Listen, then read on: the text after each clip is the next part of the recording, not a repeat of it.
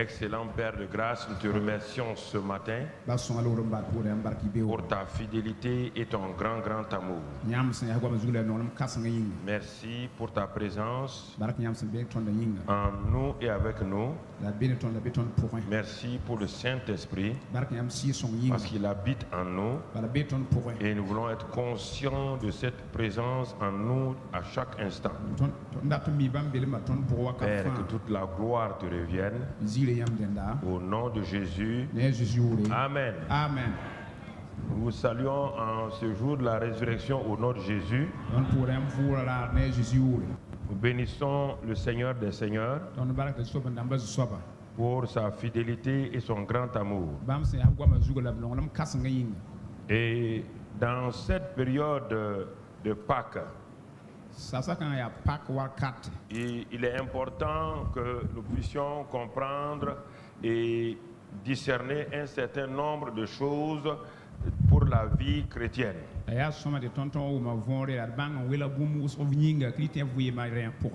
Pour comprendre cela, vous savez, il y a les faits divins qui sont très importants. La vie chrétienne est basée sur ce que Dieu a fait. Et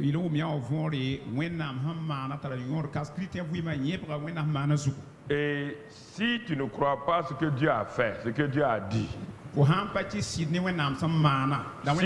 tu ne confesses pas cela, tu ne le proclames pas pour toi-même, et ensuite, si tu ne pratiques pas, toute ta vie, tu seras un chrétien misérable. Quand je répète ça, vous ne croyez pas. Regardez votre vie et vous allez examiner, croire, proclamer et pratiquer. Vous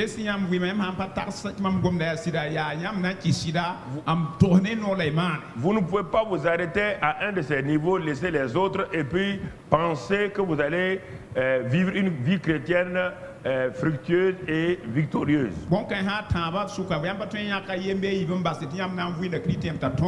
Et c'est pourquoi, bien aimés frères et sœurs, nous devons examiner, regarder attentivement ce que la parole de Dieu nous dit et nous engager à pratiquer cette parole.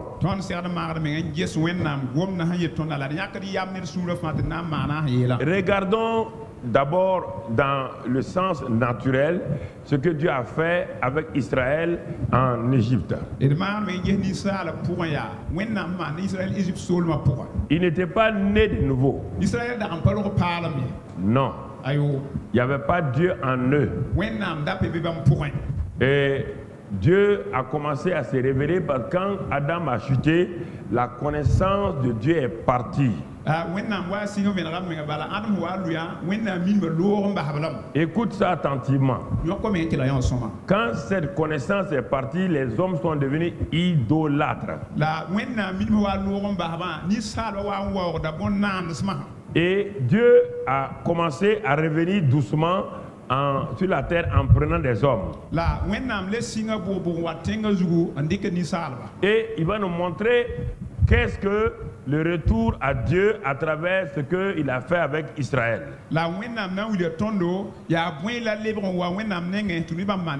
Ce peuple a été appelé de façon souveraine par Dieu. Mais les voilà maintenant esclaves en Égypte. Traumatisés, humiliés, vaincus, malades.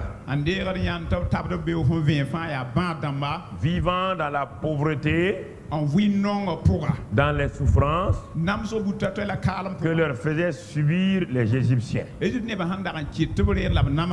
Écoutez-moi très bien. C'était qui? Des gens qui avaient été appelés par Dieu. Pourquoi ils sont là-bas? Parce qu'ils sont esclaves dans leur mentalité, esclaves dans leur manière de vivre et tout.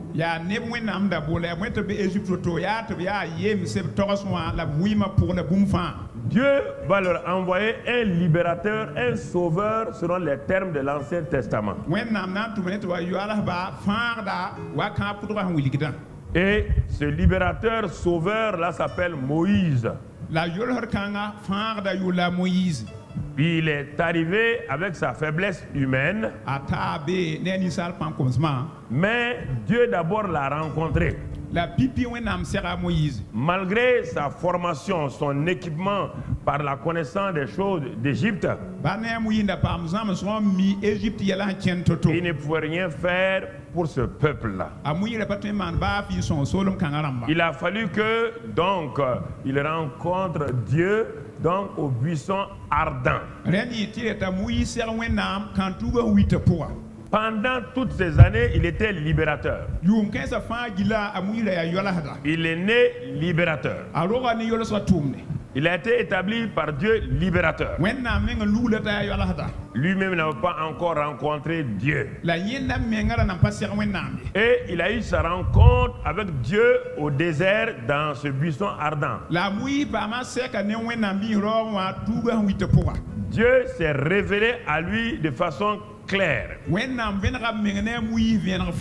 Et cette révélation et cette rencontre avec Dieu a changé, transformé ce Moïse d'un homme violent, en même temps peureux, rempli de complexes et rempli de culpabilité, tenu par son passé qui était un passé négatif. La rencontre avec Dieu a brûlé littéralement donc tous ces éléments négatifs dans la vie de Moïse. Donc cela veut dire que quiconque proclame, quiconque dit que lui il a rencontré Jésus et reste dans son état de Moïse avant le buisson ardent, c'est un menteur, c'est une menteuse. Quelle que soit la femme querelleuse qui a rencontré Jésus, si elle reste querelleuse, elle est menteuse. Si un homme est voleur, il rencontre Jésus, il reste voleur, il ment, il n'a jamais rencontré Jésus. Il y a des choses sur lesquelles on ne doit pas dire qu'on va chercher Dieu, on va... Non, l'as-tu rencontré? Quelle est ton expérience de la rencontre avec Jésus? Moïse a rencontré Dieu. Il n'est pas né de nouveau. Mais regardez les changements. Il ne connaît même pas la nouvelle naissance. La simple rencontre de Dieu donc au buisson ardent a amené cet homme-là à être un homme totalement libre. Regarde le courage qu'il a. Il se base sur une seule chose. Dieu lui dit, je suis avec toi. Là où tu iras, ma présence ne te fera pas défaut. C'est sur la base de cette parole. Il a cru cette parole. Il a proclamé cette parole. Il l'a pratiqué en entrant dans la maison de Pharaon et en défiant Pharaon. Il savait que naturellement Pharaon était plus fort que lui. Mais il savait une chose, c'est que Dieu est avec lui. C'est cette conscience de la présence de Dieu que Moïse a développée. C'était la justice dans l'Ancien Testament. Il rentrait chez Pharaon malgré les gardes, malgré les dangers. Pourquoi cet homme-là est-il fou pour aller se livrer à Pharaon? Est-ce que vous croyez que Dieu est insensé pour dire à un seul homme d'aller affronter la plus grande armée du monde? Est-ce que le Seigneur est insensé pour te dire à toi, tu ne vois pas Satan? Il dit, je suis venu habiter en toi. Va, ma présence est en toi plus que Moïse. Moïse est allé. Il a démontré effectivement que Dieu est avec lui, mais quel Dieu? Le Dieu invisible. bien que Dieu soit invisible aux yeux des gens, il a montré sa visibilité par les manifestations. On n'a pas besoin de voir, de sentir Dieu. On s'appuie sur la parole de Dieu. On marche dans la parole de Dieu. Et avec ça, mon ami, mon frère, tu vas commencer à réaliser que Dieu est réel. On ne sent pas Dieu d'abord. Quand Moïse rentrait chez Pharaon et sortait, il ne sentait pas Dieu. Il s'appuyait sur la parole de Dieu. Il croyait la parole de Dieu. Il confessait ce que Dieu dit de confesser. Et il pratiquait ça. Il croyait, il confessait, il pratiquait. Il croyait, il confessait et il pratiquait. Plus il croyait, plus il confessait, plus il pratiquait, la présence de Dieu devenait réelle et plus forte. Il ne s'est pas arrêté à un moment donné de se poser des questions. Parce qu'il savait que le Dieu qu'il a rencontré là, bien qu'il soit invisible, il est avec lui. Maintenant, regardons. Et il a fait des miracles et des miracles. Ces miracles-là n'ont pas intimidé Pharaon. Il a fait des miracles pour son peuple. Il a démontré que Dieu est réel, Dieu est vivant. Mon frère, ma soeur, mais Pharaon n'a pas bougé d'un seul iota. Satan ne bouge pas parce qu'il y a des miracles. Satan ne bouge pas parce que vous faites des miracles. Lui aussi, il en fait partout. Partout, il en fait, mais négativement. Il connaît le monde des miracles. Il connaît la puissance miraculeuse. Il est l'archange oint par l'onction Mimshak, l'onction d'expansion. Mais toutes ces œuvres miraculeuses sont négatives. Maintenant, Dieu va choisir une chose folle pour libérer son peuple. Et c'est en ce moment-là, quand Dieu va choisir cet acte-là, il va l'appeler le premier des mois de l'année pour ce peuple-là. Écoutez ce qu'il dit. On le voit dans Exode 12, verset 1, il dit ce mois-là, c'est le premier des mois de l'année. Je vais changer votre calendrier. L'ancienne création va finir aujourd'hui et la nouvelle création va commencer. Vous allez voir la différence entre l'ancienne création et la nouvelle création que je vais manifester dans votre vie dans les termes de l'Ancien Testament. Ça, c'est dans les termes de l'Ancien Testament. Ça ne veut pas dire que leur vie va changer à l'intérieur, non. Il n'y a que la puissance de la résurrection qui fait cela. Mais c'est pour vous donner une image de la résurrection dans l'Ancien Testament. Les gens ont dit, ah bon? Après tous ces miracles-là, Pharaon n'a pas été intimidé. Pharaon ne nous a pas laissé. Qu'est-ce que Dieu peut faire, Moïse, qui va nous permettre que Pharaon nous laisse? C'est pourquoi quand Dieu a appelé Moïse pour lui parler, et Moïse me était étonné. Il dit, prenez chacun un agneau. Ou ceux qui n'ont pas d'agneau n'ont qu'à prendre une brebis. Et entre les deux soirs, ils vont l'immoler. Ils vont prendre le sang de l'agneau là, aller mettre sur leur maison. Un acte de folie. La croix est une folie. C'est la folie de Dieu.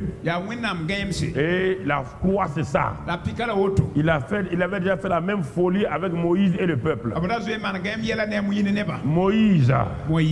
Moïse, que veux-tu nous faire?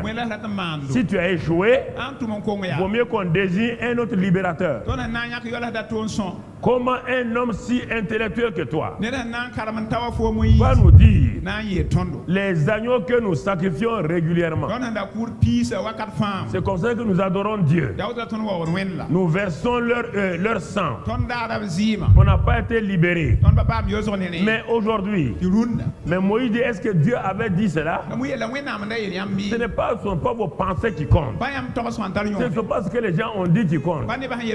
Il dit aujourd'hui, le nouveau départ va reposer sur la parole que Dieu va donner. Il faut croire cette parole. Il faut la confesser à vos familles. Il faut la pratiquer avec vos familles. Et vous et vos familles seront sauvés. Parce que Dieu est en train de faire quelque chose d'inédit que personne n'a jamais vu. Mais à condition, si vous ne croyez pas, vos familles vont périr, vos premiers-nés vont périr. Le peuple a accepté cela. Et Dieu a appelé ça la Pâque. Écoutons maintenant la Pâque juive avant d'arriver à la Pâque chrétienne.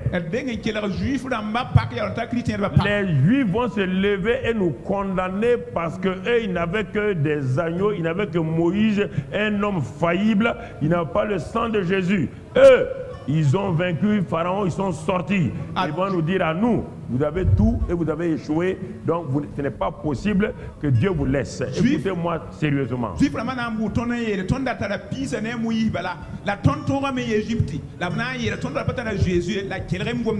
Écoutez-moi. C'est à des esclaves qui ont souffert à qui Moïse parlait. Ils ont tellement souffert qu'ils ne croyaient plus en rien. Mais Dieu dit d'aller dire à ces gens qui souffrent là, voici, Dieu n'a pas dit j'ai vu votre souffrance, je vais moi-même venir détruire. Dieu ne fait pas ça. Dieu s'en fout de tes besoins. Dieu veille sur sa parole.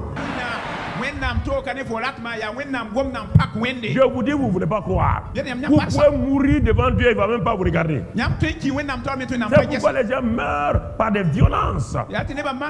Dieu dit, un homme qui s'appuie sur la parole, qui la confesse, tout le ciel est derrière cet homme ou cette femme. Tant que ça ne fera pas un déclic en vous, vous ne comprenez pas ce que je vous dis. Vous allez croire que c'est une doctrine. Vous entendez? Esclave. Toi, tu es le Dieu Tout-Puissant.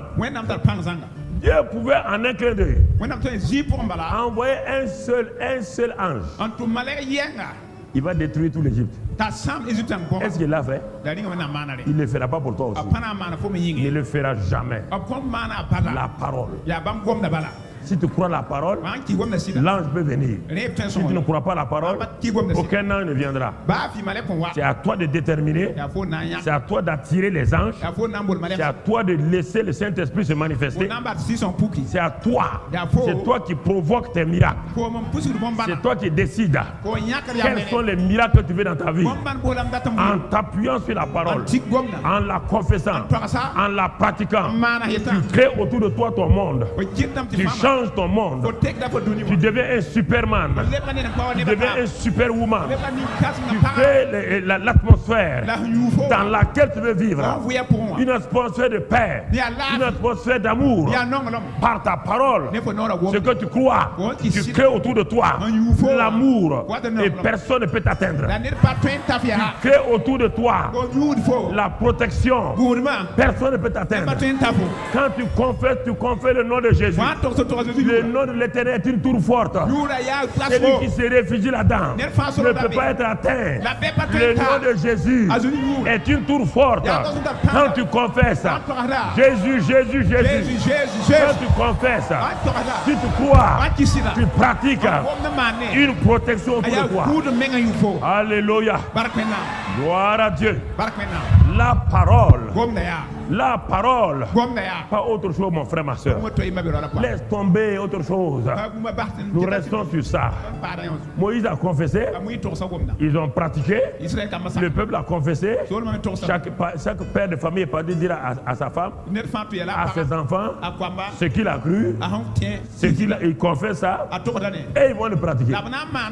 Quand ils l'ont fait, même leurs chiens qui n'ont pas confessé, est-ce qu'ils sont morts? Ta confession protège toute ta famille. Ce que tu crois là, tu mets tout le monde dans ça, là, dans le cercle, c'est ça la Pâque. C'est ça la Pâque. Est-ce que parmi les Israélites là, il n'y avait pas des enfants voyous? Il n'y avait pas de voleurs? Oui ou non? Est-ce qu'il y avait un bon type même parmi eux, en dehors de Moïse? Mais quand ils ont fait ce que Dieu a dit là, c'est toi qui es parti les protéger? Quand l'armée de Pharaon mourait là, il n'était pas en train de murmurer? Est-ce qu'il ne murmurait pas? Est-ce que ça les a empêchés? Parce que dès le moment où ils ont mis le sang, ils ont mangé deux choses. Ils ont appliqué le sang, ils ont mangé le corps de l'agneau, leur santé était parfaite. Quand on vous parle de la Sainte Seine là, vous jouez avec ça. Eux, à leur Pâque là, ils ont mangé simplement la chair de l'agneau et de l'herbe amère et du pain. Ils ne pouvaient pas boire le sang parce que c'est interdit de boire le sang d'un animal. C'est pourquoi ils l'ont appliqué. Donc c'est leur Sainte Seine comme ça. Ils ont appliqué le sang, ils ont mangé la chair, le pain, avec des herbes amères, ce qu'ils ont mangé là, 40 ans, aucune maladie, aucune faiblesse. Quand tu manges le corps et le sang, tu ne sais pas ce que ça provoque. Le problème, quand le temps de la Sainte Seine vient, vous ne savez pas que c'est le temps de l'adoration réelle. Dieu place devant vous le corps de la victoire, le corps de la bonne santé, le sang de la victoire, et vous prenez ça, vous mangez rapidement. Vous êtes pressés, frères et sœurs. Au moment où ils ont appliqué le sang, Dieu dit mettez-vous sur vos pieds. Que chacun mange la chair. Mangez la chair avec des herbes amères. Mangez le pain. Allez, je te pose la question. Il y a quelqu'un qui a eu des maux de tête? Est-ce qu'il y a un vieillard qui est mort les 40 ans? Est-ce qu'il y a un vieillard qui est mort les 40 ans? Ceux qui sont morts là, c'est quand? La seule fois où il y a eu des morts, ils ont arrêté quelques morts, c'est quand? Quand ils ont commencé à faire quoi? À murmurer contre qui? La parole de Dieu. Les serpents les ont fait quoi? Mordus. Mais quand ils ont vu la solution de dresser un serpent d'airain, et que quiconque regarde là, ils n'ont pas regardé, ils ont dit aux gens, nous croyons ce que Dieu a dit à Moïse. Nous confessons et nous pratiquons en regardant. Et quand ils ont regardé, est-ce qu'on a dit qu'ils ont été guéris? On dit qu'ils ont reçu la vie.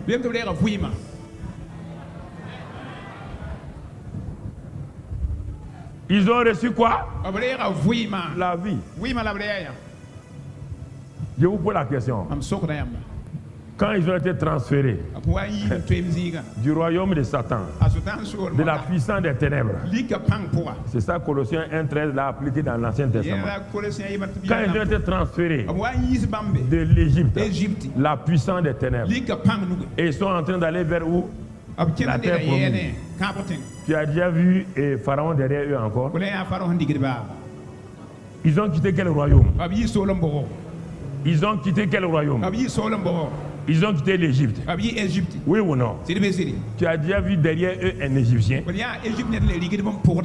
Tu as vu un Égyptien les maltraiter? Est-ce que tu les as vus en train de dire Pharaon est fort? Quand ils ont vu l'armée de Pharaon, ils ont murmuré jusqu'à la mer Rouge.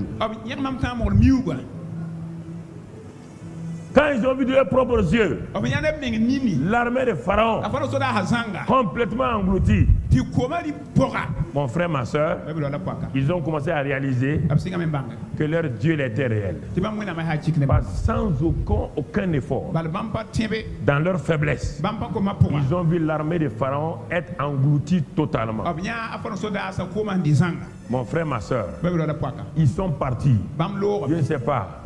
Alors quand Dieu te dit, dans Colossiens 1,13, que nous avons été délivrés de la puissance des ténèbres, c'est-à-dire la puissance des ténèbres, c'est Satan, les démons et tout, et ses œuvres. Et lui-même nous a transférés. Quand ils sont arrivés à Canaan, là, tu as déjà vu la vie de souffrance qu'ils menaient en Égypte. Non, je veux provoquer, je veux que vous soyez jaloux un peu de ces Israélites-là et que vous réagissez. En Canaan, là, Dieu leur a dit qu'il n'y aura pas de femmes qui avortent. Oui ou non? Aucun jeune ne va mourir, tous vont être rassasiés de leur jour. Oui ou non? Mais je te pose la question. Quand ils sont arrivés à Canaan, Dieu leur a promis le lait et le miel. C'était réel ou pas? Il a dit qu'il a bâti des maisons pour eux. C'était vrai ou pas? Il a dit que la pauvreté c'est loin d'eux. Oui ou non? Mais est-ce que tu as vu quelqu'un, un Égyptien, un soldat égyptien, venir à Canaan, les maltraiter là-bas? Tu as vu ça? Alors, je m'arrête là. Maintenant, le même Dieu qui a fait ça avec Israël, le même Dieu te dit que lui, il t'a délivré de la puissance des ténèbres. C'est de la puissance de Satan. Il t'a délivré de ses œuvres. Et son fils a apparu, il a détruit les œuvres de Satan. À la croix, il a livré un spectacle de Satan. Il a tout fait. Ce n'est pas fini. Lui-même te prend et te transfère. Lui-même. Écoutez, frères et sœurs, il te transfère dans le royaume de la lumière de son fils, dans lequel il y a la rédemption et la rémission des péchés. Et toi, tu me dis que dans ce royaume où Dieu t'a transféré, comme si Israël disait que les Égyptiens sont arrivés à Canaan, est-ce que Moïse va croire à ça? Est-ce que Moïse va accepter ça? Pourquoi vous voulez que j'accepte? Que vous vous dites, moi je vous dis que Dieu vous a transféré, vous a délivré de la puissance des ténèbres. Dieu vous amène dans le royaume de la lumière. Et vous vous dites que les démons viennent dans le royaume de la lumière. Vous maltraitez, vous ne croyez pas. Incrédulité. Arrêtez votre incrédulité. Arrêtez. Sinon vous périrez. Arrêtez.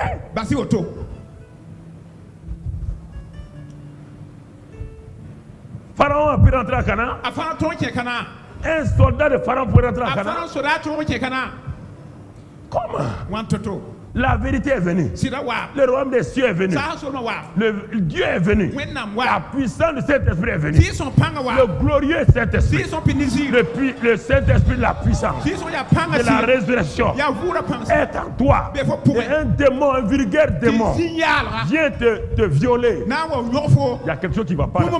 Quelque chose ne va pas dans votre tête. Croyez à des mensonges. Croyez à des vulgarités. Comment ça? Comment ça? Moïse est plus fort que Jésus. Et ils ont eu leur Moïse. Nous avons qui? Entre Jésus et Moïse, est-ce qu'il y a combat? Moïse a protégé son peuple. Lui là, comment? À cause du sang d'un agneau pascal. L'agneau pascal. Aujourd'hui on a de Jésus Pascal. Il n'y a pas que Jésus.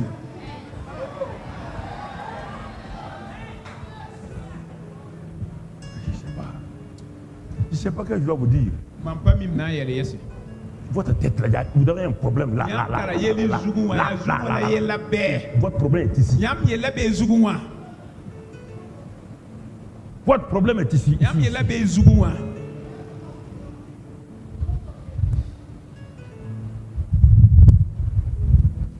Regardez, frère. Regardez. Je ne sais pas qu'est-ce qu'on doit dire. Regardez ce qu'il dit. Lisons simplement. Je vais te lire quelques passages là pour que tu comprennes. Lis dans 1 Corinthiens 15. 1 Corinthiens 15 verset 1. On a déjà lu ça, je te lis ça jusqu'à ce que ça fasse une percée dans ton cœur. Il dit, et je vous rappelle frères, l'évangile que je vous ai annoncé, que vous avez reçu, dans lequel vous avez persévéré. Il ne s'agit pas d'écouter l'évangile. Il faut croire. Ensuite faire quoi? Persévérer. La suite. Et par lequel vous êtes sauvés à la condition que vous retenez l'évangile là tel que je vous l'ai annoncé. Autrement, vous aurez cru en vain. Si vous avez cru en vain, ça veut dire qu'il n'y a rien. Vous aurez cru en vain. Quel est l'évangile, le contenu de l'évangile? Quel est cet évangile qu'il leur a prêché? Le verset suivant te montre ça clairement. Il ne faut pas aller chercher ailleurs. Il dit, je vous ai enseigné avant tout. Voilà l'évangile là. Comme je l'avais aussi reçu. Moi aussi, Paul, je l'ai reçu comme ça. Moi aussi, Mamadou Karambili, je l'ai reçu comme ça. Il a reçu quoi? Ce que Paul a reçu là, c'est ce que j'ai reçu. Quand Jésus mourait, Paul n'était pas là-bas. Quand Jésus mourait, je n'étais pas là-bas. Je suis de la catégorie de Paul. Il n'était pas là-bas, je n'étais pas là-bas. Il dit, comme je l'ai reçu, que Christ est mort pour nos péchés, selon les... Tu as les Écritures, oui ou non? Christ est mort pour tes péchés selon les... Est-ce qu'il a dit selon l'archange Michel? Est-ce qu'il a dit selon l'ange Gabriel? Alors pourquoi vous voulez attendre des révélations? Pourquoi vous voulez attendre d'autres révélations? Vous avez des Écritures, oui ou non? Paul s'est appuyé sur quoi? Il n'a pas vu la croix. Il n'a pas vu l'ensevelissement. Il n'a pas vu la résurrection. Paul s'est appuyé sur quoi? Sur les... Tu as les... Nous avons les... Alors pourquoi vous ne croyez pas les Écritures? Et crucifié selon les Écritures. Il a été enseveli et qu'il est ressuscité le 3e jour selon l'archange Michel. Donc la foi de Paul est partie sur quoi? Les Écritures. Paul est parti sur les... Et est-ce qu'il y avait une Bible complète? Quelle écriture?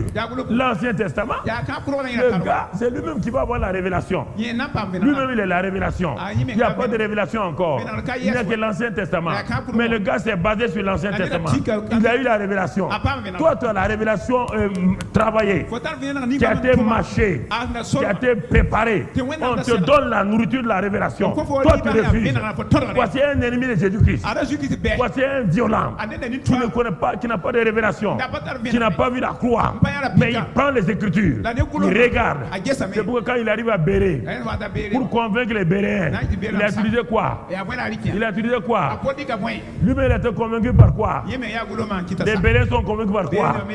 Il veut que nous soyons convaincus par quoi? Les Écritures. Tu veux une révélation? Tu veux quoi? Les Écritures sont là. La Bible est là. Elle est dans ta main. Elle n'est pas loin de toi. Et dans ton cœur, dans ta bouche, c'est la parole de foi que tu dois prononcer, tu dois pratiquer, tu dois vivre, et la chose se passe.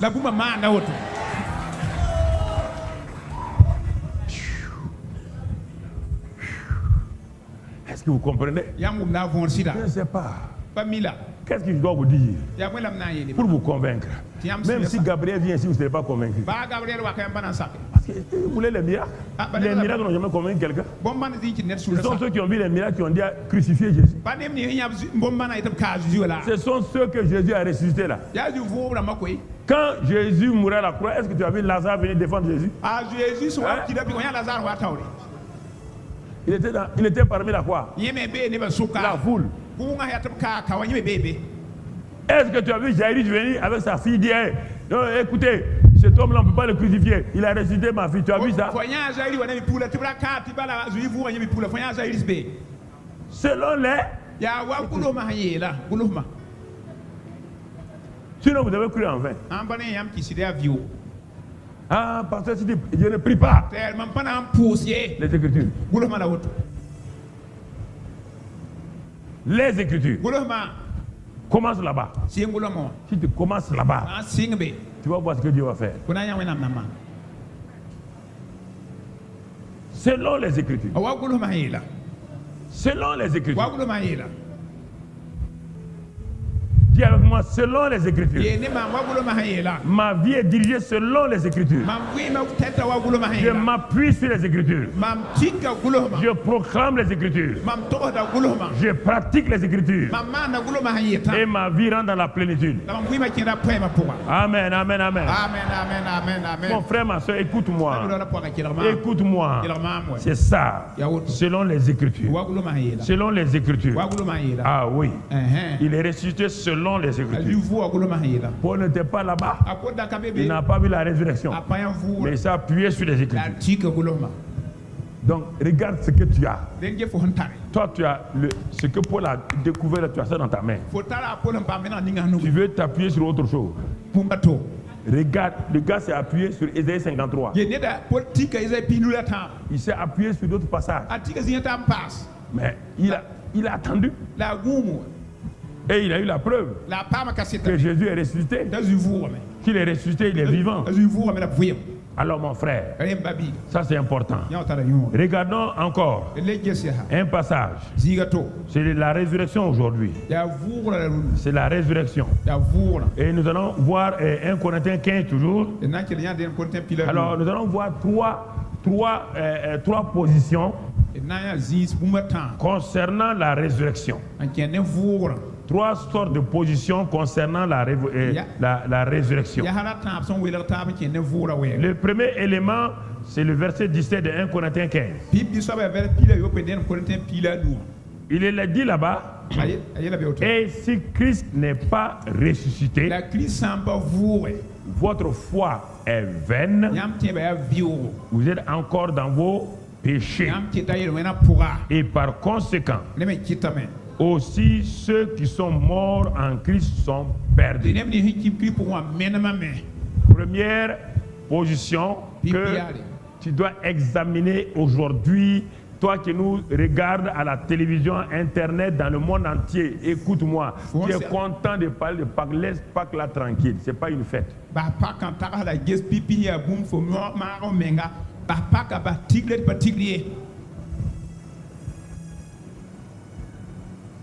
Qu'est-ce que la Bible te dit? Premier élément. Il commence par là. Si Christ n'est pas ressuscité,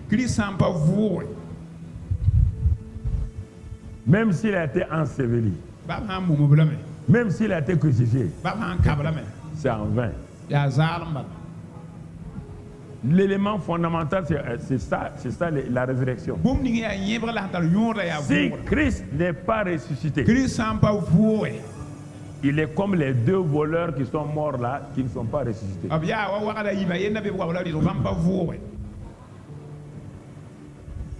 Il ne peut pas avoir de foi sans la résurrection de Christ. Vous ne pouvez pas dire que vous avez la foi. Vous avez la foi sur quoi? Christ a été crucifié. Les deux voleurs ont été crucifiés. Christ a été enseveli. Les deux voleurs ont été ensevelis. La différence entre les deux voleurs et Christ. C'est ça, je veux t'amener à comprendre ça. Si Christ n'est pas ressuscité, si la résurrection n'est pas un fait, pour toi, tu es sans espoir. Et ceux qui sont morts dans ta famille, qui disent qu'ils sont chrétiens là, ils sont en enfer, ils sont perdus. Paul avance à moi, a dit quoi? La couronne, mais quoi? La couronne, mais je ne veux pas seulement ressusciter. Hein. Déjà, j'ai décidé ma couronne. La couronne, mais je suis un enfant de Dieu. Je suis une nouvelle création. C'est ça. C'est sur ça que je m'appuie. Évangélique n'a jamais sauvé quelqu'un. Protestant n'a jamais sauvé quelqu'un. Non, mon ami. Arrête ces choses-là. Arrête ces choses-là. Donc, mon frère, ma soeur, est-ce que tu vois? Si Christ n'est pas ressuscité, si ça seulement, si Christ n'est pas ressuscité, notre présence ici, là, nous sommes des menteurs. Okay. Le fait que je sois ici avec vous là, si chacun de nous ne croit pas que Christ est ressuscité, nous sommes tous une bande de menteurs. Une bande de menteurs. Menteurs. Si Christ n'est pas ressuscité, c'est qui là-dedans? On n'a pas lu cette partie-là. Si Christ n'est pas ressuscité, nous nous disons que Dieu a ressuscité Christ. Nous faisons Dieu quoi? Menteur. Et nous-mêmes sommes quoi? Est-ce qu'un menteur peut aller au ciel? Voici le premier élément. Ça, c'est le premier élément. Si tu n'as pas accepté ça, tu n'as qu'à prier, mourir sur tes genoux. Tu meurs, en même temps tes genoux creusent le tombeau, tu vas en enfer. Vous jouez avec ça là. Tu vois, non? Tu peux pas dire autre chose. Tu ne peux pas dire qui a dit. Quelqu'un, est-ce que sur la terre là, parmi tous les hommes qui sont nés là, qui sont devenus chrétiens là, est-ce qu'il y a un que Dieu a appelé pour écrire le Nouveau Testament comme Paul? Alors, tous les hommes de Dieu ici aujourd'hui là, tout le monde cite quoi? Les passages de qui? Tout le monde commande les passages de qui? C'est Paul qui nous a révélé qu'est-ce que la justification, oui ou non?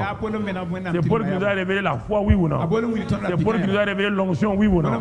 C'est Paul qui nous a tout révélé. Si toi tu vas me dire qu'il y a une prophétesse là-bas, Paul était apôtre, prophète, évangéliste, docteur, pasteur, il avait tout. Il avait tous les 9 dons. S'il a parlé des 9 dons du Saint-Esprit, c'est qu'il les avait. S'il a parlé du fruit de l'Esprit, c'est qu'il avait ça. Tout ce qu'il dit là, il a vu ça dans sa vie. Est-ce que ton prophète a vu ça? Est-ce que ta prophétesse a vu ça? Est-ce que ton pasteur a vu ça? Donc, qui on doit suivre? Il dit, Paul dit, suivez-moi comme je suis Christ.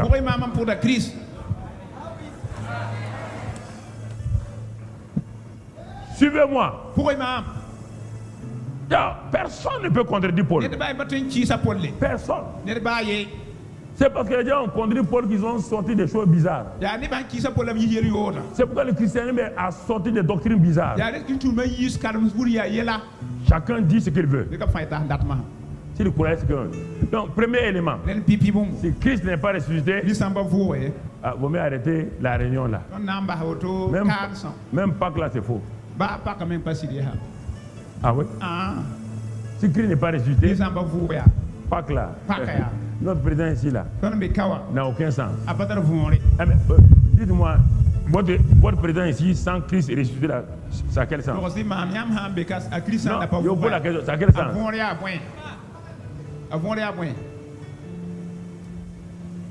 Ça n'a aucun sens. C'est un absolu. Dans la Bible, il y a des absolus. Les absolus, on ne peut rien faire. On peut rien faire. Si tu veux taper ta tête va éclater. Ce sont des faits absolus.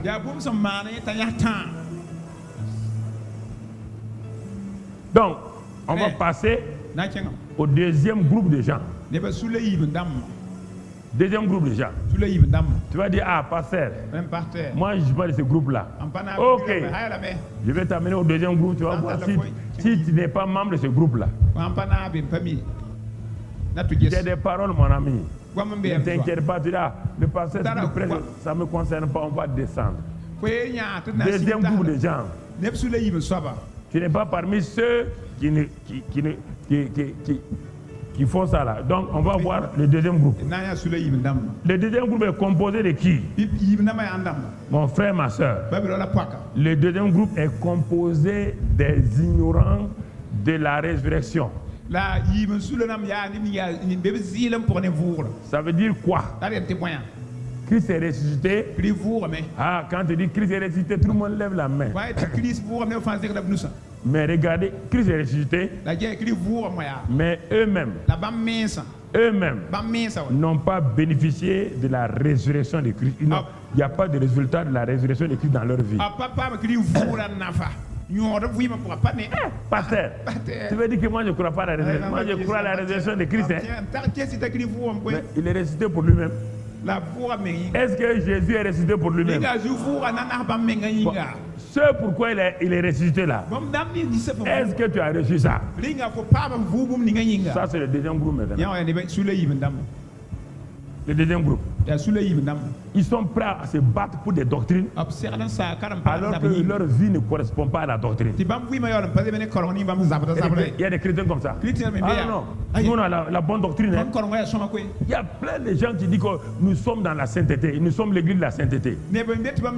Quand tu pars voir, quand tu peux avoir leur vie là, ça c'est je sais pas, c'est l'église de quoi? C'est pas l'église de sainteté. Tu ne vois rien de saint dans leur vie. Christ est ressuscité. Nous sommes l'église de la résurrection. Et il n'y a que des cadavres spirituels parmi vous. Ça sert à quoi? Deuxième élément. C'est pourquoi ceux qui ne croient pas que Christ est ressuscité là, et regardez dans le monde, est-ce que Pâques leur dit quelque chose? Ils ont trouvé leur intérêt où? Dans les clubs ésotériques, c'est pas ça? Oui ou non? Dans la sorcellerie, dans la magie. C'est ça qu'ils ont trouvé. Puisqu'ils ne croient pas que Christ est ressuscité, ils vont trouver autre chose. Si tu ne crois pas que Christ est ressuscité, tu vas les suivre. Mais le deuxième groupe maintenant, c'est le gros de la troupe. Les chrétiens. Ils se disent chrétiens. Ils connaissent la résurrection théorique. Regardons, pendant 3 ans et demi, c'est étonnant, Jésus parlait de sa mort et de sa résurrection à ses disciples. Parfois les gens s'offusquent quand je dis des choses, ils disent ah, c'est pas moi, c'est pas vrai. Les 12 disciples de Jésus, je te les amène. 3 ans et demi, ils étaient avec lui.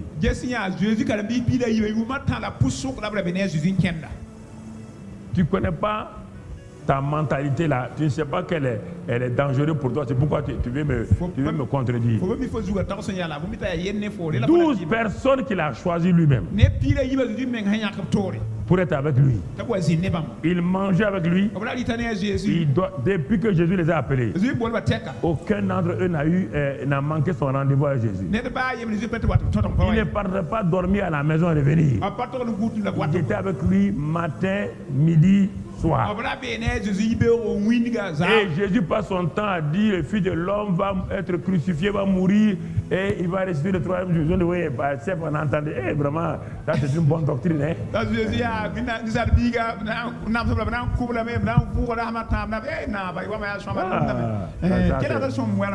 Tu vois, il va mourir et il va ressusciter. Ça c'est bien. Ils ont inventé des chants. Je suis la résurrection. La résurrection. Ils ont chanté ça. Il est ressuscité. Et toi, tu es cadavré. On ne te demande pas, Jésus n'a pas de chanter la résurrection pour lui. Regarde. Maintenant, la réalité va arriver. Marc chapitre 16. Verset 9.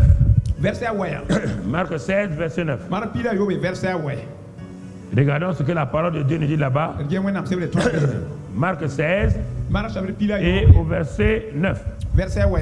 Jésus étant ressuscité le matin du premier jour de la semaine, apparu d'abord à Marie de Magdala, de laquelle il avait chassé 7 démons. Et elle alla emporter la nouvelle à ceux qui avaient été avec Jésus et qui s'affligeaient et pleurait. On s'arrête là ici d'abord.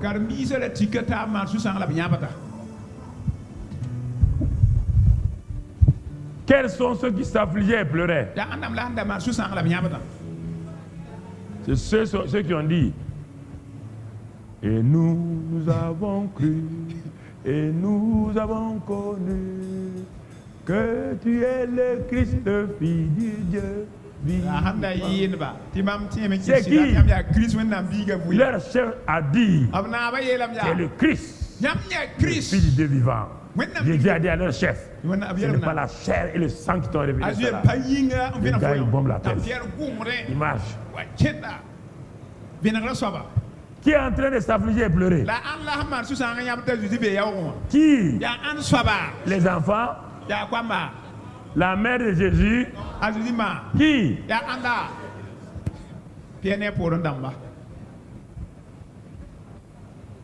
Il s'afflige. Il se tape les poitrines. Des barbus. Des grands. Des pères de famille. Ils roulent la terre. Marie de Magdala vient. Il vient trouver ces rouleurs là. Il dit: bonne nouvelle. Quelle bonne nouvelle? Quelle bonne nouvelle tu vas nous annoncer? Jésus est ressuscité. Ils ont dit: voilà, tes démons là sont revenus. Voilà, tes démons là sont revenus. Non. Un homme normal ne peut pas dire que il est non. Tes démons sont revenus. Comment ça? Mettez-la au dehors là-bas. On va pleurer. Verset 11. Verset 11. Mon frère, Ourier, quand ils entendirent qu'il vivait et qu'elle l'avait vu, ils ne le crurent point. Non. Attention, il faut faire attention, la différence entre pas et point. Est-ce qu'on a mis pas ici? Toi tu vois point, toi tu dis pas. Toi-même tu as un problème. C'est écrit point, toi tu dis pas. Ils ne le crurent point. Point là, c'est l'amplification de pas.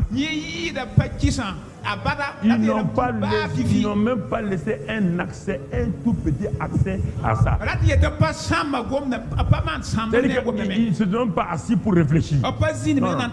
Ils ne le crurent point. Un point c'est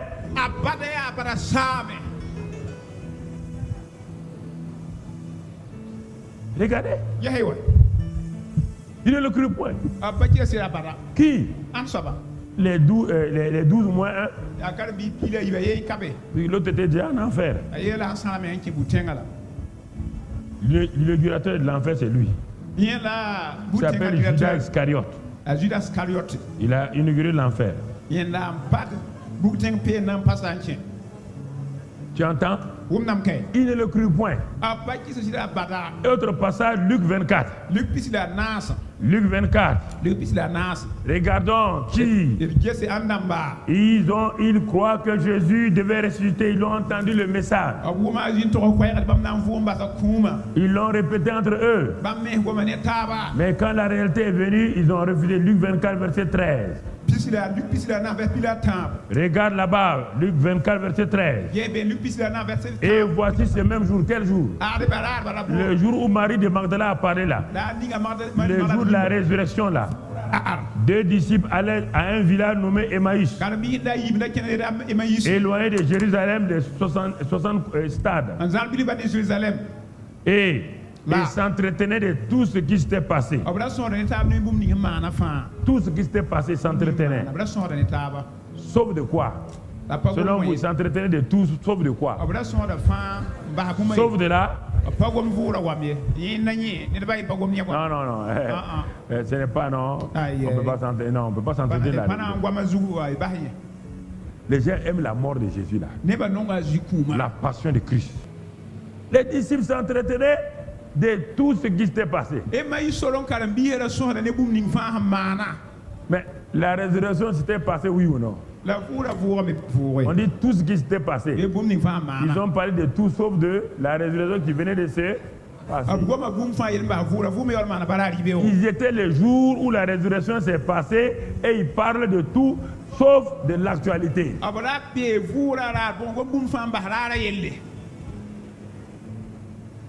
Parce qu'ils ne voyaient pas d'intérêt. Ils ne comprenaient pas. Regardez, des disciples, on n'a pas de païens. On parle de nous, des chrétiens. Et Jésus a compassion. Brusquement, il voit quelqu'un qui vient se joindre à eux. D'abord, ils ne savent pas d'où il vient, mais aïe. Vous êtes sur un chemin. Il n'y a personne. Quelqu'un apparaît, il vient se joindre à vous. Ils sont tristes. Et la suite, qu'est-ce qu'elle dit? Pendant qu'ils parlaient et discutaient, Jésus s'approcha à faire route avec eux. Et quand il fait route avec eux, mais leurs yeux étaient empêchés de le... Si tu ne crois pas la parole, la vision que tu veux là, tu ne la verras jamais.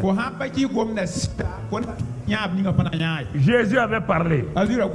Si tu ne crois pas la parole, si tu ne converses pas la parole, si tu ne pratiques pas la parole, il va être là. Il est en toi, oui ou non? Qui habite en toi? Mais pourquoi tu cherches les hommes? Parce que tes yeux ne sont pas ouverts à cause de ton incrédulité. C'est pourquoi vous êtes découragés. C'est pourquoi vous êtes tristes. Parce que vous ne voyez pas la réalité de Christ en vous et avec vous. Jésus est avec eux. Il regarde la suite des versets. Il leur dit: de quoi vous entretenez-vous en marchant pour que vous soyez tout triste?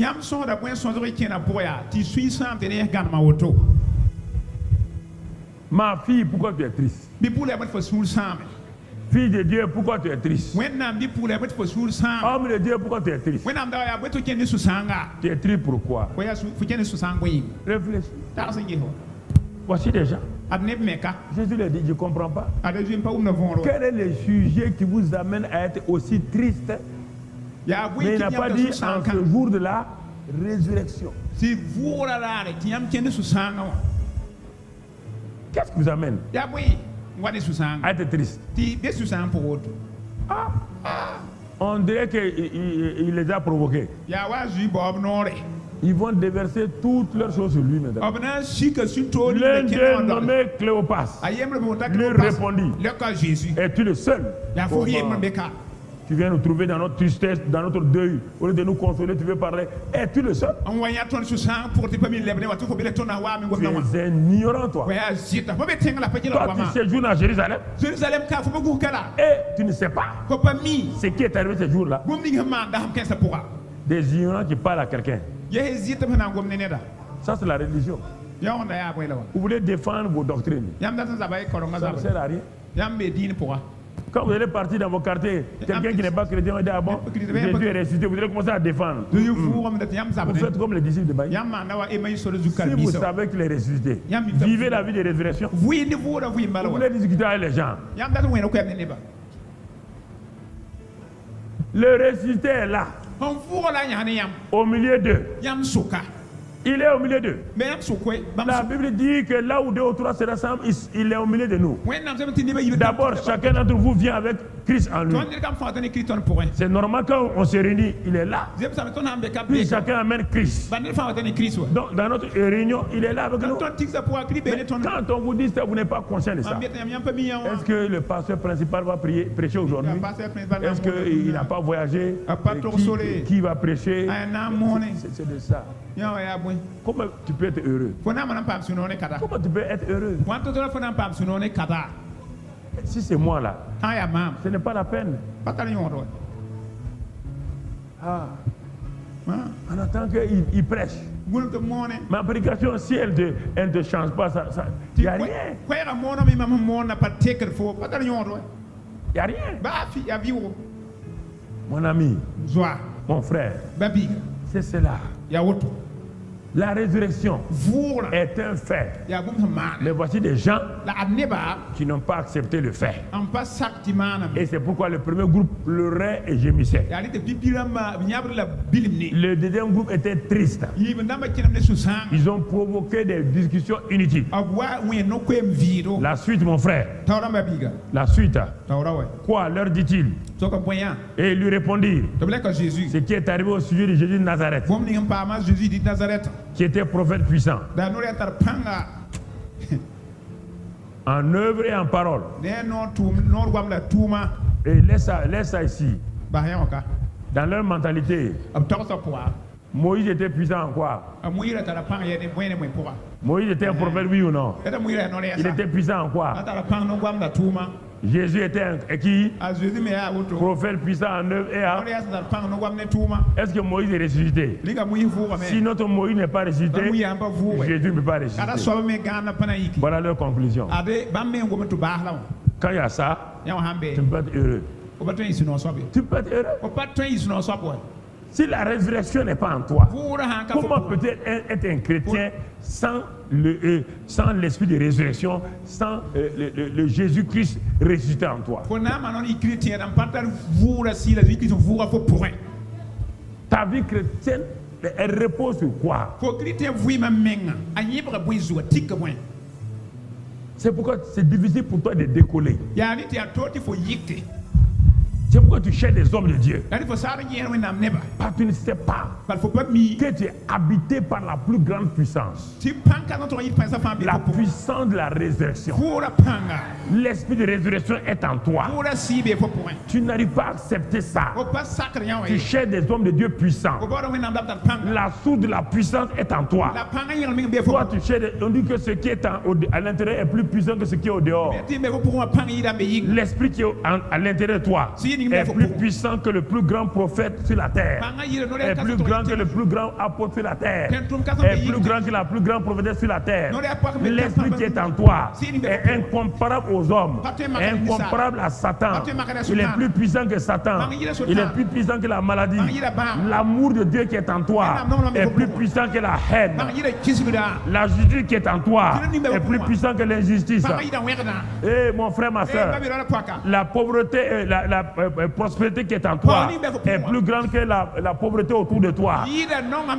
Mais vous ne croyez pas ça. Et vous ne laissez pas manifester cette vie-là. C'est ça le secret. Le secret, c'est savoir que la puissance de la résurrection est en moi.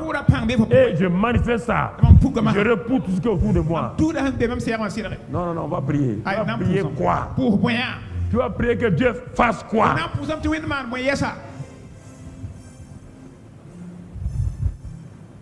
Prenez les versets de l'Ancien Testament sans les compléter avec le Nouveau Testament. Oui, tenez-vous là. L'Éternel combattra pour vous. Par ce temps, l'Éternel était où? Est-ce que tu vas dire aujourd'hui l'Éternel combattra pour toi? C'est lui qui est en toi. Tu as rendu plus que vainqueur. Toi, tu ne combats pas, toi, tu es plus que vainqueur. Tu proclames ta victoire. Tu dis à Satan d'enlever sa main. Tu résistes à Satan. Tu donnes coup de pied au démon. Tu donnes, et c'est ça. Dans l'Ancien Testament, Dieu était assis là-haut. Donc on dit l'Éternel combattra pour nous. Dans le Nouveau Testament, il est toujours assis en haut, mais son esprit est en nous maintenant. Il dit je puis tout par Christ qui me fortifie.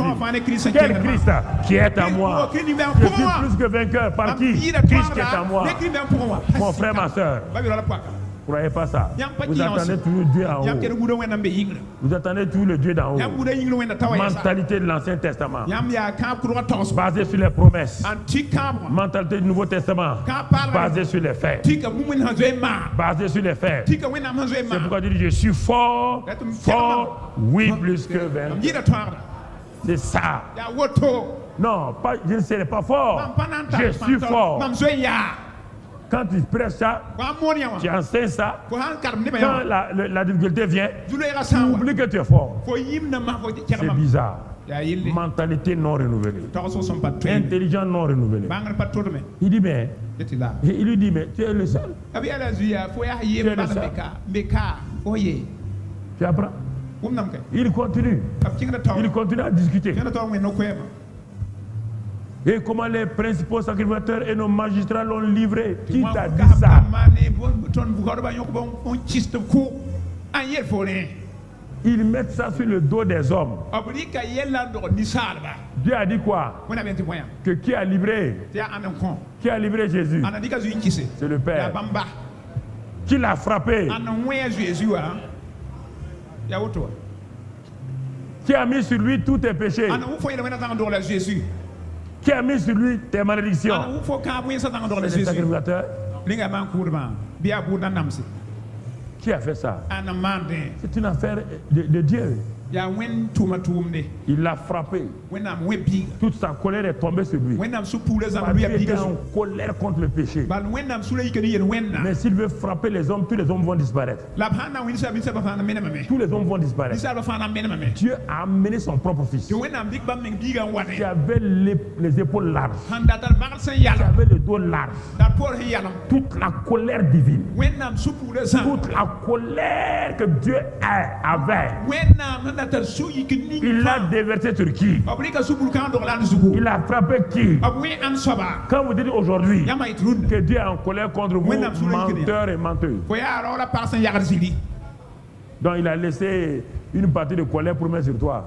Il a mis toute sa colère sur Jésus, oui ou non? Qui est en colère contre toi? Qui est en colère contre toi? Satan, on dit qu'il est descendu en colère contre les hommes. Et qui est en colère contre toi? Les hommes. Qui est en colère contre toi? Toi-même. Voici les 3 sources de colère. Dieu n'est plus en colère contre quelqu'un. Que Dieu m'a frappé. Si moi-même je te frappe, tu peux rester debout. Si Dieu t'a déjà frappé, viens ici. Viens t'arrêter. Quand il veut te donner mon coup, là, tu vas aller là-bas. Des histoires, Dieu frappe les gens. Vous prenez ça dans votre affaire de sorcellerie et de magie. Dieu a frappé qui? Toute sa colère est tombée sur qui? Dieu l'a brisé.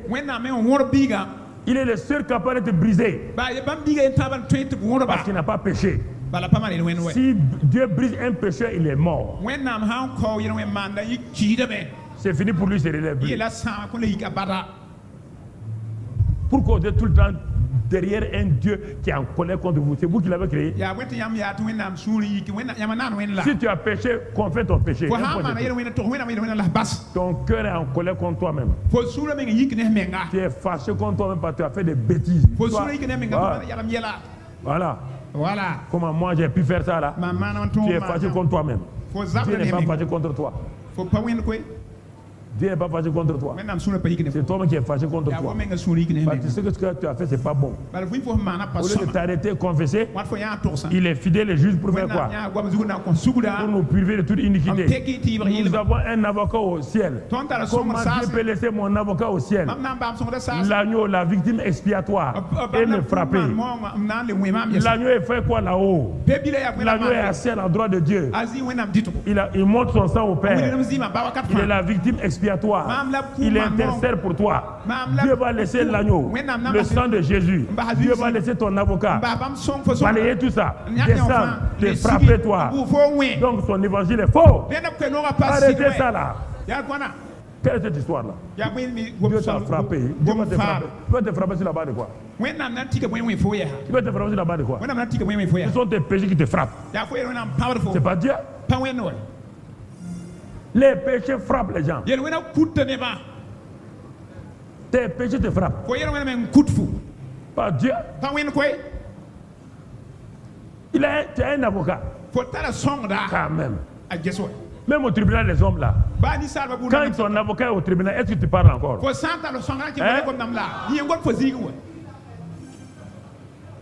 Quand ton cas arrive, on parle, qui parle à ta place? Et à la fin, l'avocat arrive à te sortir de problème, non? Et les avocats humains peuvent échouer. Est-ce que Jésus peut échouer? Mais pourquoi vous ne croyez pas à l'avocat divin?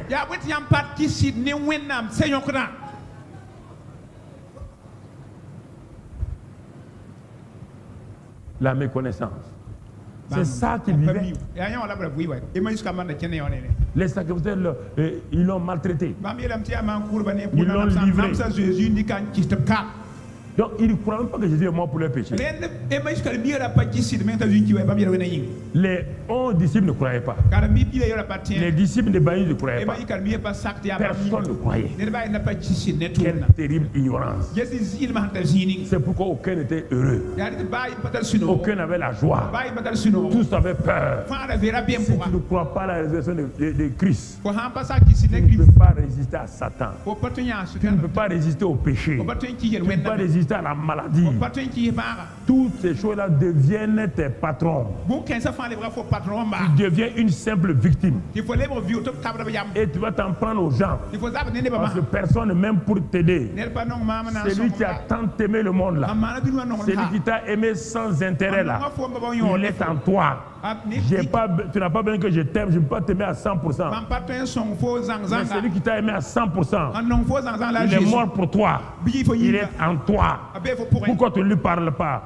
Pourquoi tu ne crois pas qu'il t'aime encore? Pourquoi tu veux que ce soit un homme qui vienne t'aimer? Mon frère, ma soeur, il y a des choses que vous devez prendre la parole de Dieu. Et donc discuter. Bon, Jésus ressuscité ne peut rien faire. Par leur mentalité arrêtée. Pourtant, Jésus le ressuscité est là. Il est là. C'est étonnant. Si moi je voyais Jésus, ils l'ont vu. Ils sont avec lui. Et quand il parlait, leur cœur brûlait. Quand je te parle, ton cœur brûle chaque fois. Mais ton problème, ta pensée éteint. Ta pensée est le pompier des choses de ton cœur. Quand je parle, un moment donné, ton cœur saisit. Mais ta pensée commence à envoyer de l'eau pour éteindre le feu de la présence de Dieu. Ta pensée non renouvelée est un pompier. Et il éteint donc le feu qui est dans ton cœur. Et il dit là, quand ils sont arrivés à Emmaüs, Jésus a fait semblant de continuer. Ils lui ont dit, est-ce qu'il peut rester quelque temps? Il est resté. Au moment où il devait manger, il a pris le pain. Comme il a l'habitude de faire, il a compassion d'eux. Il descend à leur niveau. Il a cru qu'ils allaient comprendre la résurrection. Comme ils ne comprennent pas la résurrection, il descend à leur niveau. C'est pourquoi parfois, je reprends les mêmes messages pour descendre au niveau de plusieurs d'entre vous. Je vois que vous n'avez plus accès, vous êtes surchargé. Vous ne pouvez plus percer. Parce que vos pensées vous ont bloqué. Donc j'ai oublié de descendre. De descendre. Quand on dit que la mémoire est pleine, donc je suis obligé d'enlever pour revenir, pour que ça puisse entrer. N'ayant pas compris la résurrection. Il a donné les Écritures, ils n'ont pas compris. Il a tout fait, ils ne comprennent pas. Jésus dit, mais c'est comment? Ils ont été avec moi 3 ans et demi. Ils ont vu les grandes choses. Puisque eux-mêmes disent que je suis puissant en œuvre et en parole. Et même malgré ça, ils n'arrivent pas. Pourquoi? Leurs yeux, leur mentalité, leur intelligence les empêchaient. Ils avaient déjà mis tout en place pour ne pas croire à la résurrection. Donc quand la résurrection est venue, ça ne peut pas percer. Quelle est votre attitude? Quand vous êtes bloqué à une parole, ça ne passe pas.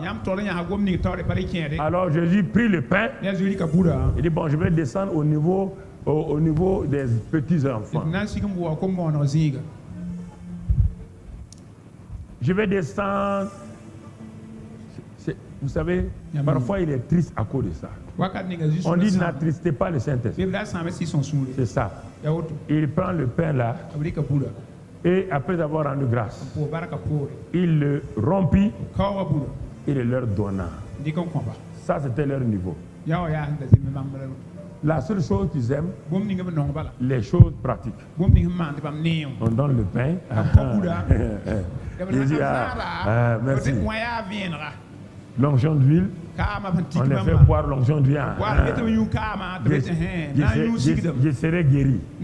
Mais il ne peut pas comprendre que l'esprit de vie qui a ressuscité Christ d'entre les morts habite en eux. Ils donnent la vie à leur corps mortel.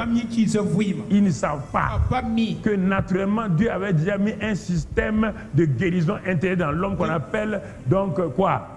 Système immunitaire. C'est pourquoi le corps se guérit lui-même. Si l'homme mangeait proprement, si l'homme vivait hygiéniquement, le corps se reprend. C'est pourquoi le foie est capable de se reprendre lui-même. Mais comme nous avons saturé le corps avec des ennemis, maintenant le corps ne peut plus se défendre. Le système immunitaire a faibli. Il n'arrive plus à combattre. Donc c'est à ce moment-là qu'on est obligé de demander aux gens et pour nous aider. Mon frère, ma soeur, ça c'est au niveau naturel. Au niveau spirituel, c'est la même chose. Le Saint-Esprit est en nous, mais nos pensées l'ont paralysé. Nos pensées, donc Dieu est obligé de descendre à des niveaux inférieurs. Donc il descend au niveau primaire. Ce sont des chrétiens matérialistes qui croient à la matière, qui croient à l'imposition des mains. On dit l'imposition des mains, c'est les principes élémentaires. On dit que ce sont les enfants sur qui on impose les mains. Ils croient à l'onction d'huile. Ils veulent voir les choses. C'est ça que Jésus a fait. Il a vu qu'il veut opérer. Ils ne comprennent pas. Il donne la révélation. Ils ne comprennent pas. Il donne les Écritures. Ils ne comprennent pas. Parce que leur intelligence est fermée. Qu'est-ce qu'il fait? Il prend le pain. Textuellement comme il a l'habitude de faire. Avant sa mort. Il est obligé de retourner dans sa vieille vie. C'est dommage, hein, pour qu'il comprenne. Est-ce que vous avez besoin que Jésus redescende là-bas pour que vous compreniez? Il prend le pain. Alors qu'il avait déjà dit. Vous le savez, non? Il avait déjà dit quoi? Dans Jean, il dit que dans les évangiles, il a dit quoi? C'est pour la dernière fois que je mange et c'est dans le royaume que je mangerai. Mais il est obligé de faire une exception pour ces pauvres gars-là. Jésus ne doit plus faire la scène maintenant. Puisque le vrai corps est donné. Le vrai sang est versé. Il n'a plus besoin lui-même. C'est nous qui pratiquons le pain et le vin. Lui, il a déjà donné son corps comme le pain. Il a déjà donné son sang comme le vin. Il n'a plus besoin de reprendre le pain et choses. Mais comme ils ne comprennent pas, il est obligé de redescendre. Donc, ils sont retardés. Il prend le pain, il prend la coupe. Quand il a rendu grâce comme il a l'habitude de faire, oh, leurs yeux s'ouvrent et puis ils disparaissent. C'est dommage. Il disparaît. Ça c'est la vivre charnellement. Appuyé dans votre... Mais comme un féticheur. Mais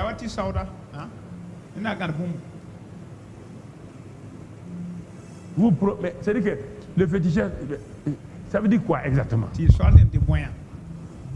L'onction d'huile marche. Le pain marche. Mais maintenant, toute votre vie chrétienne, c'est l'onction d'huile. C'est le pain. Vous avez ça partout avec vous. Partout, vous avez ça. À la fin, l'huile là devient quoi? Votre Saint-Esprit. Et ça vexe Dieu. Ça vexe Dieu. Vous ne voulez pas exercer votre foi sur la parole. Ces choses-là deviennent, les gens prennent, ils inventent n'importe quoi. Paul a posé les mouchoirs sur les gens une fois pour montrer, mais il n'a plus pratiqué ça comme quelque chose qui était obligatoire.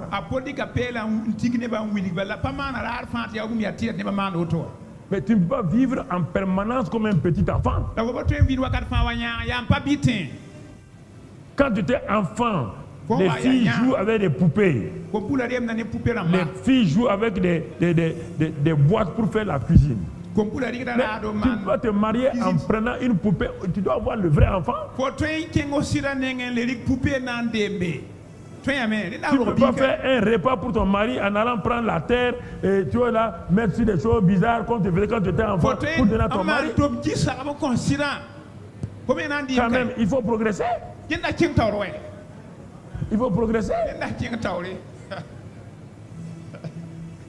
Tu peux pas acheter une poupée, dire à ton mari, voilà mon enfant, tiens. Il va dire, si c'était ça là, je sais où on vend les poupées. Je n'allais pas t'acheter 10 poupées. Tu dois me faire un enfant. Ah, mais moi je n'aime pas grossir de 9 mois. Tu dois faire l'enfant là. Tu aimes, tu n'aimes pas haut, tu vas faire l'enfant.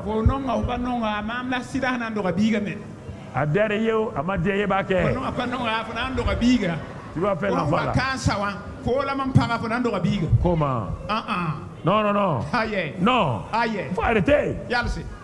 L'enfantière, on dit les principes élémentaires. L'imposition de mettre des baptêmes, l'onction, tout ça là. Il dit c'est élémentaire. C'est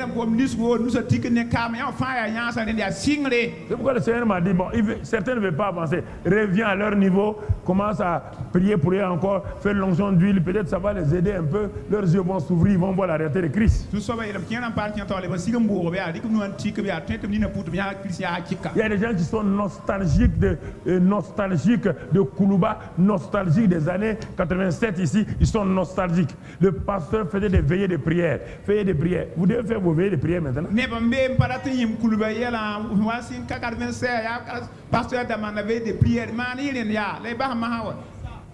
Si un père de famille, après avoir mis des enfants au monde,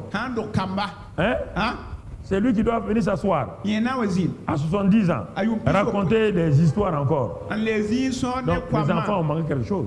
Ils ont manqué quelque chose. Je faisais ça parce qu'il n'y avait pas de gens. Tout le monde était bébé.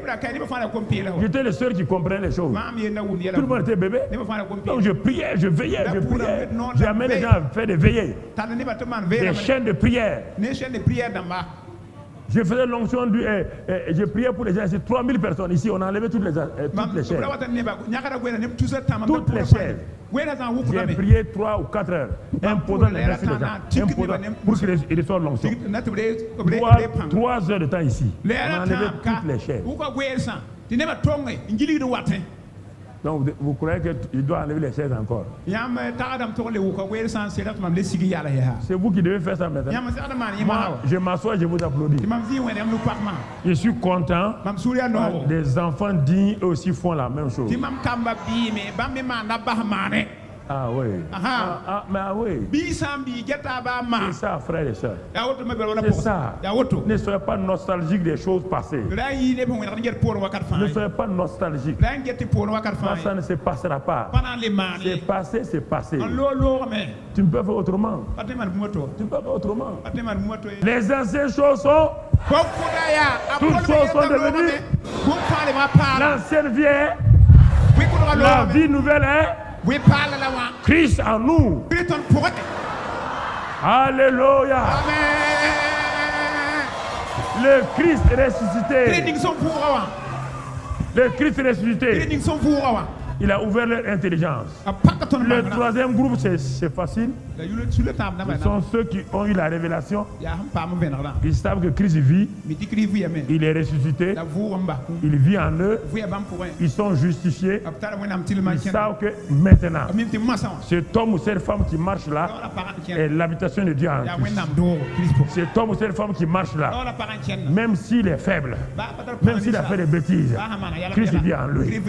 Et quand il est dans une situation, il s'arrête de dire à Satan, regarde-moi, je suis rempli de Christ. La vie divine est en moi. Celui qui est en moi est plus fort que toi. Je puis tout par Christ qui me fortifie. L'esprit de vie est en moi. Il s'arrête. Il proclame. Et les événements viennent. L'adversité vient. Ils parlent la parole. Ils savent que le Saint-Esprit est en eux. Même s'ils ne sentent pas, même s'ils ne voient pas, ils vivent cette vie-là. Quand ils sont malades, ils posent leurs mains sur leur corps. L'Esprit qui a ressuscité Christ est en moi. L'Esprit de vie est en moi. L'Esprit de résurrection est en moi. L'Esprit de puissance est en moi. Ils parlent à leur corps. Par ces meurtrissures, je suis guéri. J'ai mes mains. Ils imposeront les mains aux malades. Le malade a des mains, oui ou non? Alors le malade pose les mains.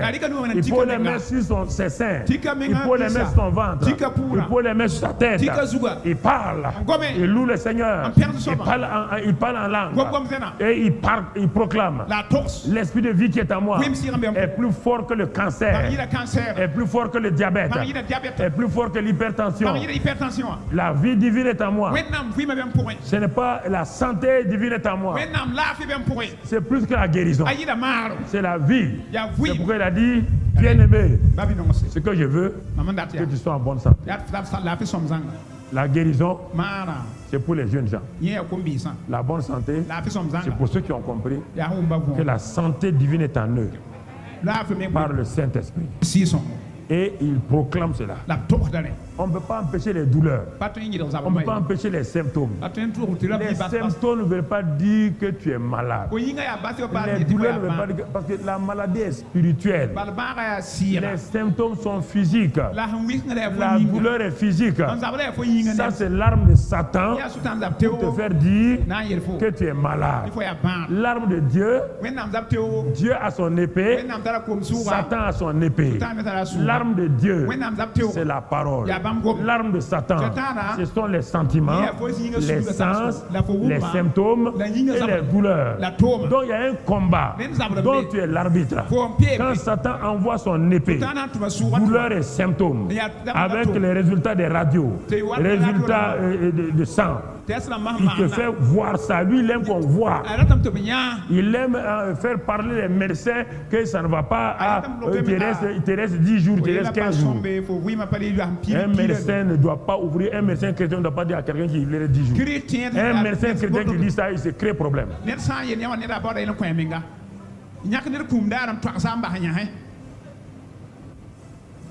Tu crées problème. Et même les médecins chrétiens, ils parlent au hasard.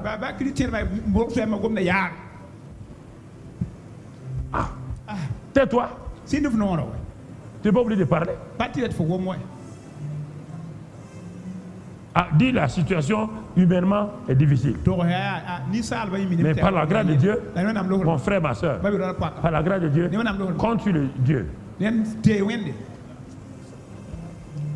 Tu ne l'as pas créé. Pourquoi tu veux le tuer dans 10 jours?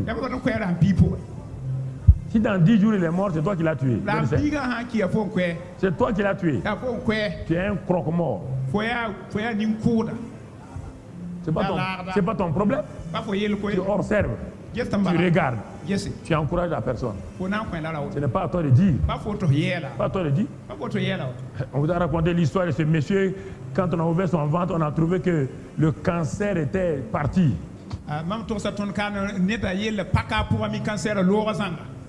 Les médecins ont fermé vite.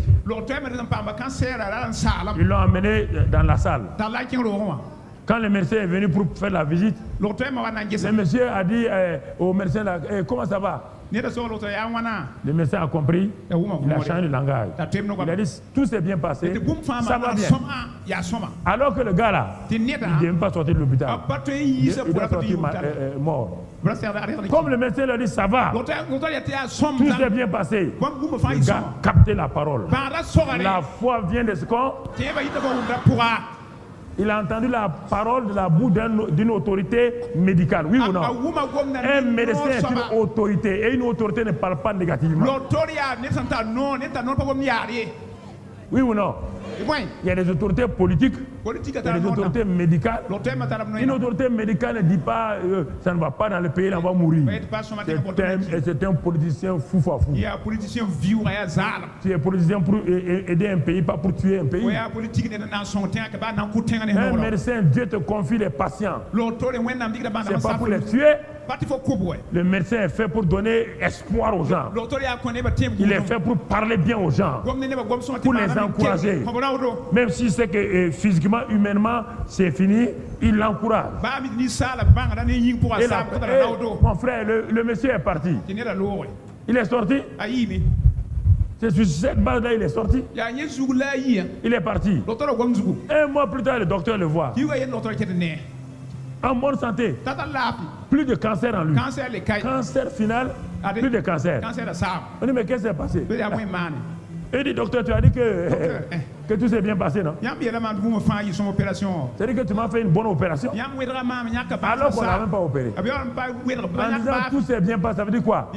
On a enlevé le cancer. On a tout. Le médecin, il s'est tué. Il a vu qu'il n'est pas bon de parler. C'est ça. C'est ça, mon frère, ma soeur. La parole de Dieu, c'est ça. Ne parlez pas négatif aux gens. Voyez la puissance de la résurrection. Vivez ça. La puissance de la résurrection est en toi. Écoute-moi. Que tu refuses, tu ne sens pas. La vie éternelle est en toi.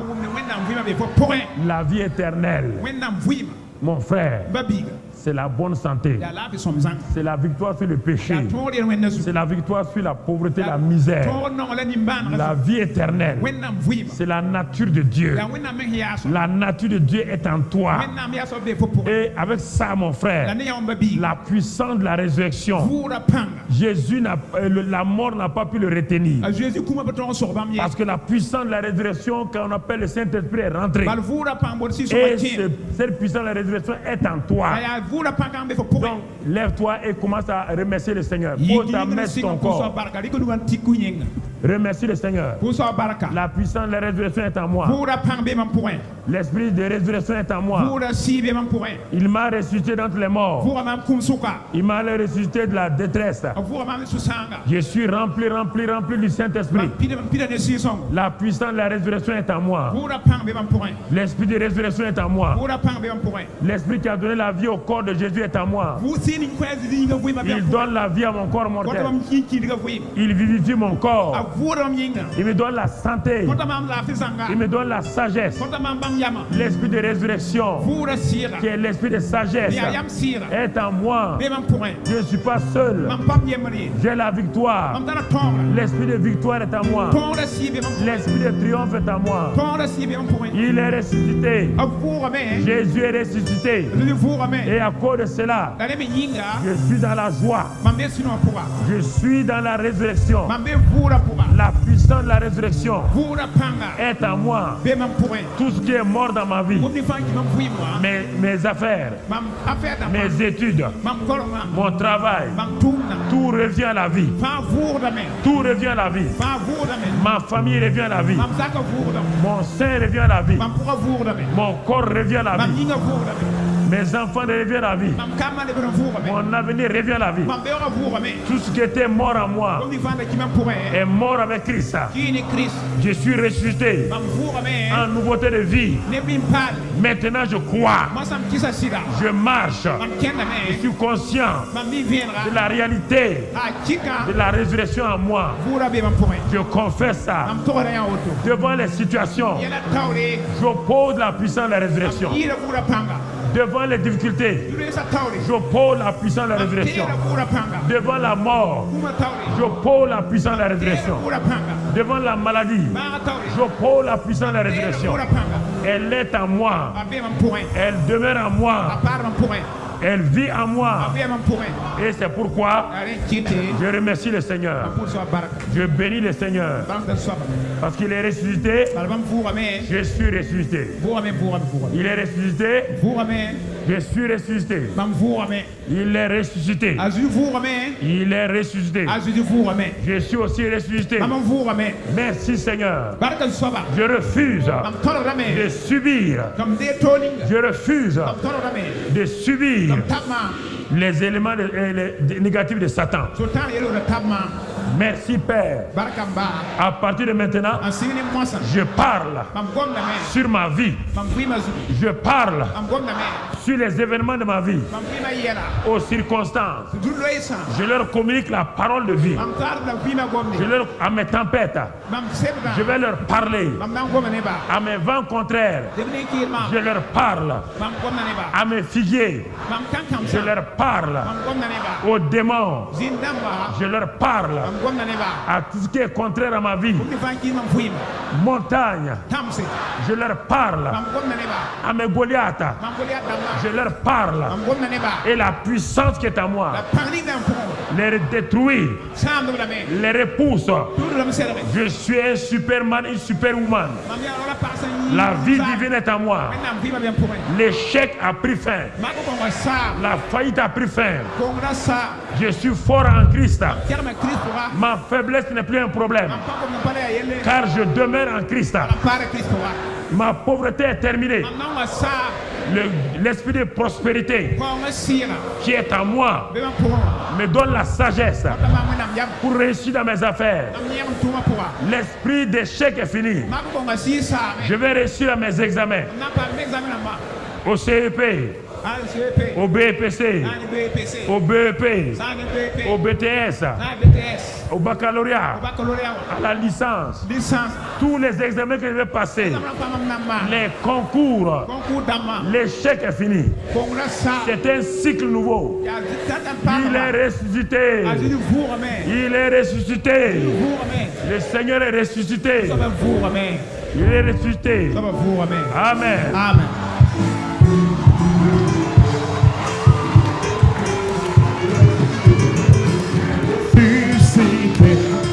Ressuscité, le tombeau n'a su lui aucun. Il est ressuscité ensemble, il est ressuscité, ressuscité, le tombeau n'a su lui aucun. Je suis ressuscité, je suis ressuscité, ressuscité, le tombeau n'a su moi aucun. Dis à quelqu'un, tu es ressuscité, tu es ressuscité, ressuscité, le tombeau n'a su toi aucun pouvoir. Tu es ressuscité, tu es ressuscité, ressuscité, le tombeau n'a su toi aucun pouvoir.